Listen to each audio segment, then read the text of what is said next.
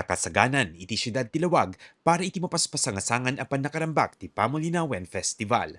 Maragsakan ken excited ni Mayor James Brian Alcid nga ipadanon digiti naisagana sorpresa para kaditi umili ken bisita. Daytoy ti umuna agundaway arambakan na ti festival kas mangidadaulo iti siyudad. Iti laksid asaan na nagbaliw ti budget no maidasing idi napalabas atawen, kunana amanam na malatang nga adda ti mainayo na kabarong aktibidad ken events. We're trying to do our best na dating fiesta kit napintas na saya using the same budget. That's the challenge ngayon. So, busy ako di challenge me ita. Dati awan di Mr. Lawag, awan di DJ Little Miss Lawag. So ada DJ kasi the purpose namin ako is syempre gumastos tayo the stage. So might as well maximize this stage na dumang events yan.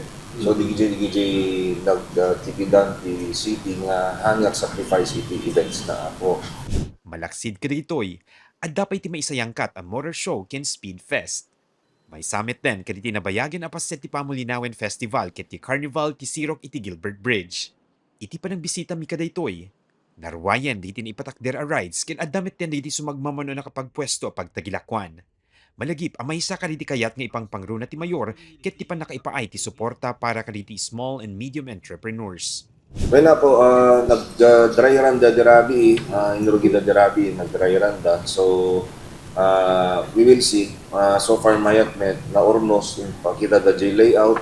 So, timet ko na, syempre, na pinas di layout na, tapos ti flow iti tao, nga nanayas met lang, tanuhang nga nagulo. So, at dumit iti vendors nga imay, merchants. So, in open time met, kasi nga roti, kanan di baga, masapod damit di aglako, di small and medium entrepreneurs, iso nakadado ako. So naki-coordinate pa iti simbahan with regards to the parkingan da, naging nangalada pa iti permit ng the bell tower. So diyan ka mo makano da nga irugi ako. So di gid tinteteng opportunities di small and medium entrepreneurs. Malukatan ti Pamulinawen Festival into February 1, ano sa dinu nga isuntumet iti panakaisayangkat ti Civil Military Parade.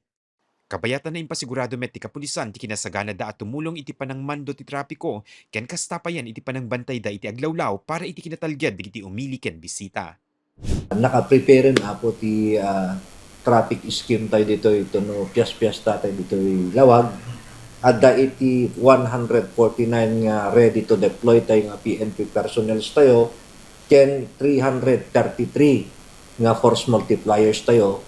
Tatno tumulong amang kita ti traffic direction and control as well as public safety and order. Manam na mga agbalin at dupudop ti naruway at tao iti syudad bayat ti festival.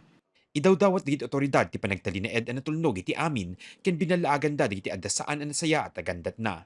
Sumurot tayo ka digito NT ordinances tayo amin dito apo ket warningan mi apo digito may dumay dayon toy nga agsipdot when agdukot ta adoti in pakat milita nga naka-sibilyan nga diyo ammo nga umay mang sipsipot kanyayo. So far, sir, 1 incidents. Awan met pa yakaw. Mark Magdirila, Balitang Solid North.